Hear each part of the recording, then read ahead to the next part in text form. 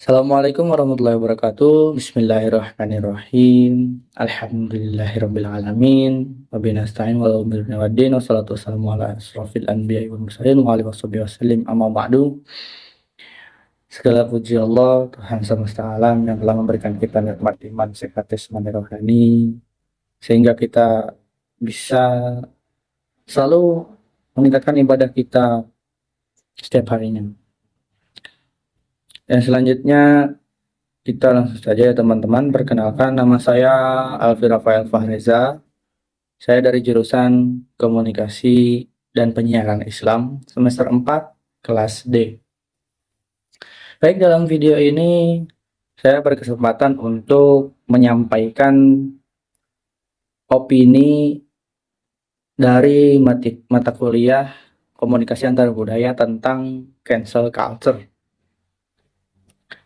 Nah, baik, kita langsung saja bahas. Di tahun 2026 ini, jempol netizen itu lebih tajam dari pedang. Baru-baru ini kita diramaikan oleh gelombang cancel culture terhadap seorang kreator yang dianggap menghina kuliner makanan Indonesia. Nah, netizen itu menganggap dengan narasi yang kasar gitu. Mengapa sih kritik jujur bisa mengubah yang menurut dia baik, jujur, menjadi petaka antar budaya? Berikutnya, mari kita bahas. Baik teman-teman, dalam kasus yang kita bahas adalah viralnya video review makanan yang menyebut hidangan tradisional kita itu sebagai makanan yang tidak layak. Nah, hanya karena standar visual dari makanannya itu yang berbeda, dia menganggap ya makanannya itu tidak layak. Dalam video itu, tanggapan netizen Indonesia, ya sudah tahu, kita pasti netizen Indonesia itu langsung dong beraksi. Seperti mereka langsung unfollow akunnya, atau sampai lebih parahnya lagi melaporkan gitu akunnya itu. Nah, jadi masalah utama di sini itu adalah perbedaan konteks budayanya. Konteks budaya kreator ini tuh berasal dari konteks budaya low konteks yang menjunjung tinggi kejujuran. Bisa kita sebut blak-blakan lah ngomongnya, atau bisa disebut juga straightforward.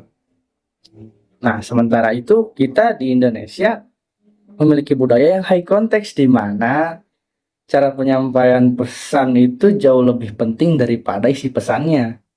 Tuh. Bagi netizen kita, cara dia berbicara itu dianggap sebagai penghinaan karena mengklaim bahwasannya makanan lokal itu tidak layak gitu.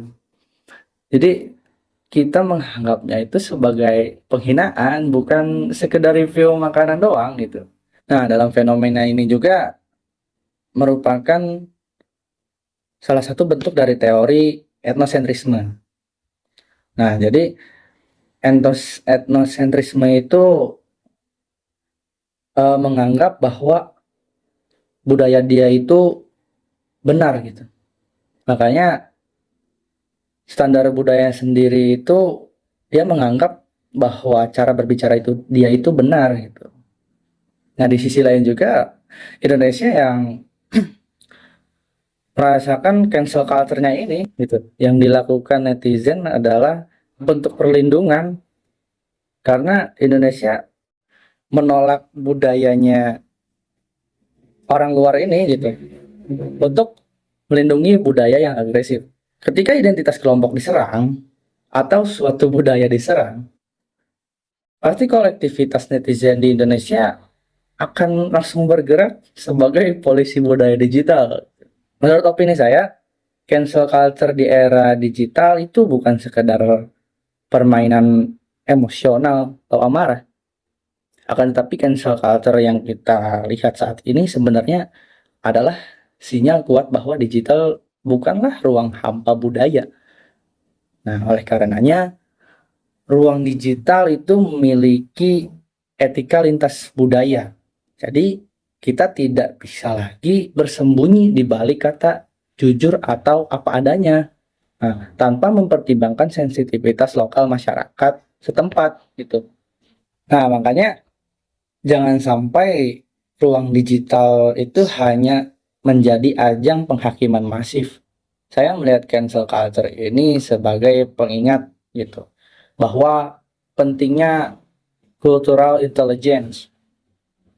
Di tahun 2026 ini menjadi viral itu memang sangat mudah, tapi menjadi komunikator yang dihargai lintas budaya itu membutuhkan empati dan pemahaman konteks yang mendalam. Makanya kita itu sebelum mengklaim suatu opini atau suatu omongan orang itu harus dengan eksplorasi budaya kita atau observasi budaya kita yang meluas gitu. Supaya kita nggak kaget kalau misalkan melihat eh, kok dia cara ngomongnya begini ya, kok dia cara penyampaiannya begini ya. Nah, maka dari itu kita tuh harus explore gitu. Explore terhadap budaya yang lain juga. Kita jangan sampai berfokus pada budaya kita. Nah, makanya kita juga jangan sampai melakukan etnosentrisme ini gitu. Kita merasa budaya kita itu paling benar. Karena setiap manusia itu harus adanya toleransi gitu. Seperti halnya dalam Islam dan non-Islam gitu. Itu juga harus ada toleransi gitu. Nah, jadi kesimpulannya komunikasi antar budaya di era digital itu bukan lagi soal memahami bahasa, akan tetapi soal memahami rasa dan etika. Nah, teman-teman, marilah kita lebih bijak dalam berinteraksi di ruang digital. Karena ketika kita kurang bijak dalam berinteraksi di ruang digital ini, justru malah kita yang jadi bahan omongan orang gitu. Justru malah kita yang akan diserang nanti. Nah, mungkin sekian opini dari saya, teman-teman ya. Terima kasih sudah menonton video ini. Saya juga meminta maaf atas kesalahan yang saya ucapkan tadi atau ada kesalahan dalam pemahaman saya ini. Baik, uh, mungkin sekian. Wassalamualaikum warahmatullahi wabarakatuh.